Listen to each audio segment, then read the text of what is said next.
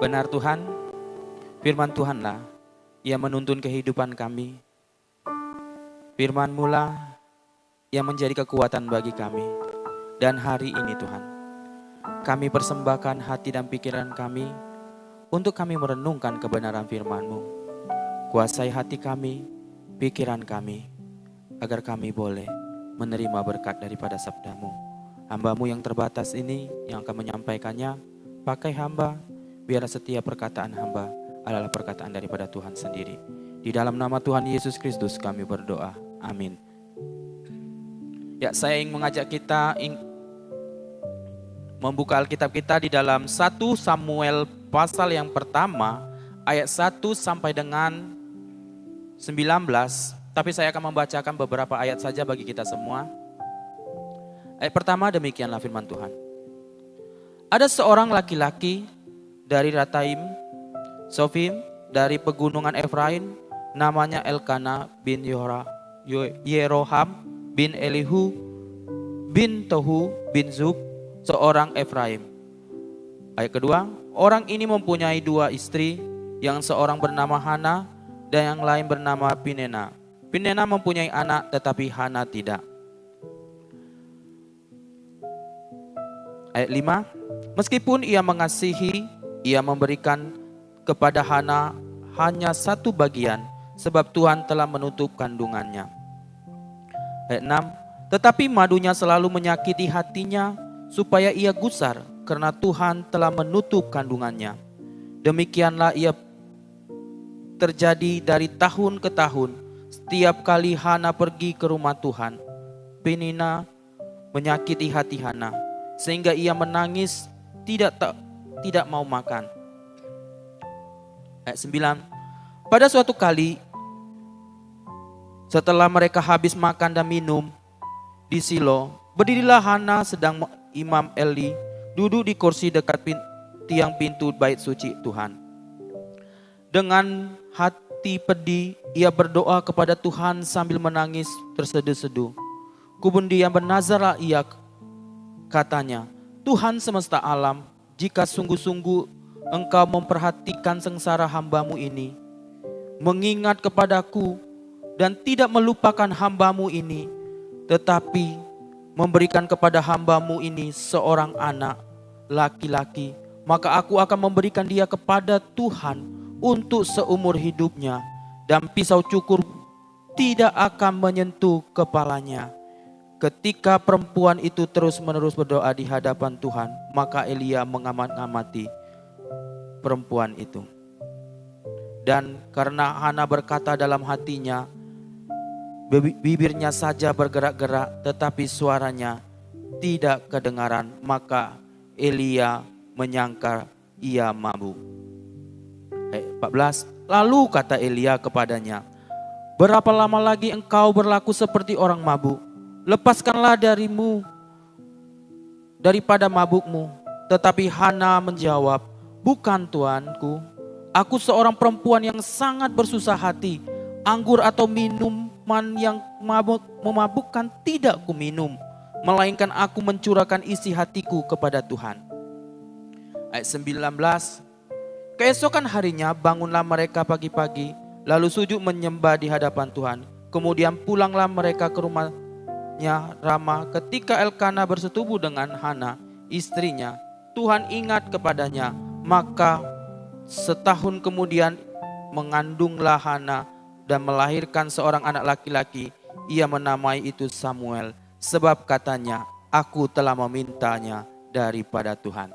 Ya, berbahagialah kita yang membaca dan merenungkan kebenaran firman Tuhan. Nanti Bapak Ibu boleh membacanya lagi di rumah. Kisah ini dari 1 Samuel pasal 1 ayat 1 sampai dengan 27 ini. Saya mengambil tema kesusahan menjadi kebahagiaan. Setiap kita pasti rindu mengalami namanya kebahagiaan. Tidak ada seorang pun yang di dunia ini tidak bahagia, rindu bahagia. Semua pasti mau bahagia. Semua orang pasti mendambakan kebahagiaan. Kebahagiaan itu bisa didapatkan melalui pekerjaan, kebahagiaan itu bisa kita dapatkan melalui anak-anak kita berhasil. Tapi kebahagiaan yang kita peroleh itu bukanlah instan, bukanlah gampang. Seperti hal yang didapat diperoleh oleh seorang perempuan yang bernama Hana. Hana adalah orang yang sungguh-sungguh mengasihi Tuhan, sungguh-sungguh taat pada firman Tuhan. Tapi di dalam hidupnya ada satu yang menghambat dirinya, yaitu tidak mempunyai seorang anak. Seorang anak bagi orang Israel itu sangatlah penting. Seorang anak itu adalah lambang kebahagiaan bagi mereka.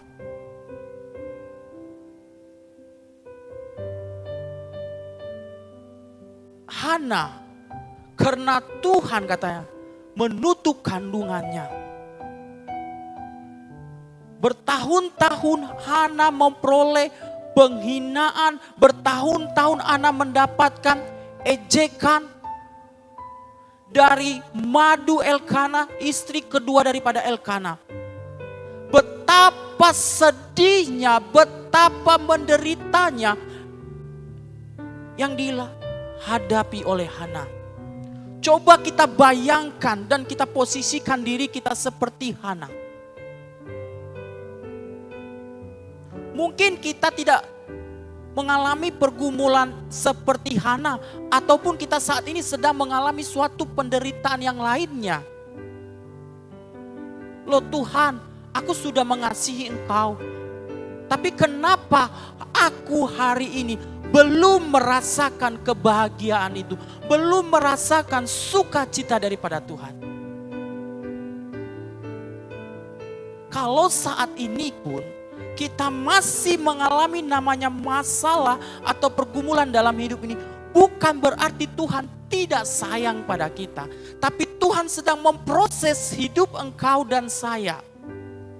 Hal yang sama terjadi bagaimana Hana. Hana sedang dilatih oleh Tuhan. Tuhan sedang memproses Hana di dalam suatu pergumulan yang dia hadapi. Itulah cara Tuhan. Tapi kita ingat, bagaimana walaupun dia mengalami suatu masalah dalam hidupnya, ia tidak lari dari masalah tersebut. Bahkan dia tidak sama sekali mengecewakan dan meninggalkan Tuhan. Ketika ia berdoa kepada Tuhan, maka Tuhan mendengarkan doanya. Dan Tuhan memberikan seorang anak. Yang tadinya bagi orang-orang Israel, mungkin Hana ini adalah wanita yang terkutuk. Karena bagi orang Israel, kalau tidak mempunyai keturunan adalah orang-orang yang terkutuk. Dan inilah yang dialami oleh Hana. Mungkin dia mengalami secara psikologi, secara sosial, dia terganggu. Dia dijauhi. Tapi ketika dia berseru kepada Tuhan, Tuhan memberikan yang terbaik. Siapa tidak kenal Nabi Samuel? Nabi yang memberkati Raja Israel.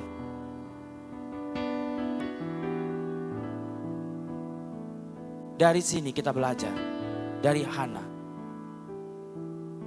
Kesusahan menjadi kebahagiaan ini. Yang pertama kita belajar, hidup yang selalu mencari Tuhan.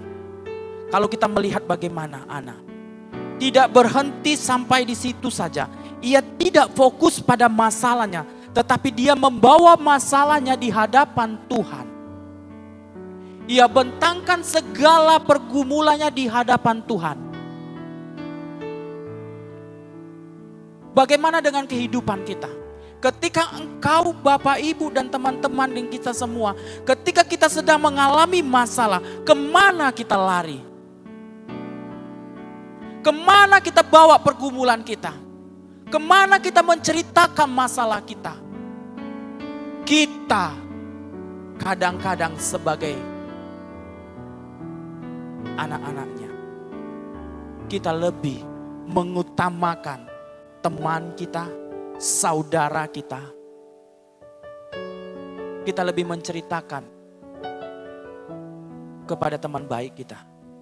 Tapi kita lihat belajar dari Hana. Hana tidak menceritakan kepada siapa-siapa. Selain dia mencari Tuhan. Ketika Hana mencari Tuhan, ketika ia bawa pergumulannya di hadapan Tuhan, maka di ayat 19-20 Tuhan memberikan. Firman Tuhan katakan bahwa carilah dulu kerajaan Allah dan kebenarannya, dan maka yang lain-lain itu akan mengikuti. Masalah yang kita hadapi di hadapan Tuhan itu kecil. Tetapi Tuhan mau kita selalu memprioritaskan Dia. Tuhan ingin kita selalu mencari Dia di waktu-waktu engkau susah, di waktu-waktu engkau sedang sukacita. Setiap saat kita harus mempersembahkan waktu ini untuk mencari Dia. Hana dalam kesusahannya, ia tidak mencari yang lain. Ia tidak mencari pertolongan lain. Tapi dia membawa pergumulannya di hadapan Tuhan. Ketika kita mencari Tuhan, maka Tuhan yang akan menjamin hidup kita. Tuhan yang akan memelihara kehidupan kita. Ketika Bapak, Ibu, teman-teman dan kita semua, ketika kita sedang mengalami suatu masalah, ketika kita mencari Tuhan, maka ada hikmat yang Tuhan akan berikan. Bukan berarti Tuhan menyelesaikan secara instan. Memang Tuhan izinkan kita menyelesaikan sendiri. Tapi dengan pertolongan daripada Tuhan sendiri.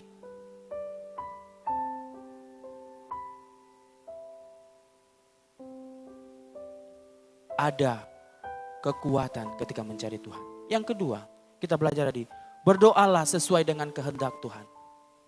Kalau kita baca di ayat yang 11, bagaimana Hana berdoa bukan berdasarkan keinginannya, kehendaknya, tapi dia berdoa supaya kehendak Tuhan yang terjadi. Dia berdoa supaya kemuliaan Tuhanlah yang dinyatakan. Ia fokus doanya hanya pada Tuhan. Ketika kita sedang masalah kita hadapi, apa yang sering kita panjatkan doa? Kita ingin selesaikan masalah kita. Betul gak? Tapi kita lihat bagaimana Hana. Dia katakan, Tuhan, kalau aku punya anak, aku persembahkan kepada Engkau. Ini menunjukkan bagaimana Hana tidak berfokus pada dirinya, tapi dia berfokus pada Tuhan. Dia mempersembahkan anaknya seumur hidup hanya untuk melayani Tuhan. Bagaimana doa kita? Sudahkah kita menyelaraskan isi doa kita pada kehendak Tuhan? Jangan buat Tuhan itu seperti pembantu. Ketika engkau Bapak Ibu punya masalah, kita katakan, Tuhan, cepat Tuhan bereskan masalah ini.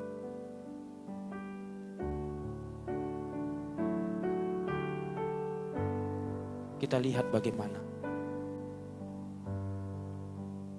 ketika Hana berdoa sesuai dengan kehendak Tuhan, setahun kemudian baru dia punya anak. Bukan 3 bulan, tapi setahun kemudian. Masih menunggu. Jadi berdoalah sesuai dengan apa yang Tuhan mau. Jangan berdoa seperti apa yang kita mau. Kalau kita berdoa seperti apa yang Tuhan mau, pasti Tuhan memberikan yang terbaik. Yang terakhir, Tuhan ingat janjinya. Kalau kita baca ayat 19, 21 dan seterusnya. Bagaimana dikatakan ayat 19, maka Tuhan ingat akan Hana. Bahkan di ayat yang 23 yang terakhir katakan, Tuhan kiranya yang menepati janjinya. Tuhan tidak pernah lupa akan janjinya. Tuhan tidak akan pernah lupa apa yang telah Dia katakan bagi kita. Ketika kita mengalami suatu masalah, firman Tuhan katakan, aku akan selalu menyertaimu sampai akhir zaman. Ini janji Tuhan. Tuhan tidak pernah meninggalkan kita sedetik pun. Oleh sebab itu, kenapa kita perlu takut dalam hidup ini? Kenapa kita perlu khawatir? Bukankah Tuhan sendiri yang berjanji? Tuhan sendiri yang akan menepati janjinya. Kalau kita sedang mengalami masalah, bukankah Tuhan akan memberikan kekuatan? Bukan kita tidak langsung diselesaikan. Tapi Tuhan izinkan kita melewati masalah itu. Tapi Tuhan berikan kekuatan bagi kita untuk menyelesaikan setiap masalah kita. Tuhan berjanji, Tuhan yang akan menepati. Tuhan juga yang akan memberikan apa yang terbaik. Dan Hana memperoleh kebahagiaan itu. Bahkan Samuel adalah yang terbaik, anak yang paling terbaik. Karena Tuhan sendiri yang telah memberikannya. Ini juga yang menjadi kekuatan kita.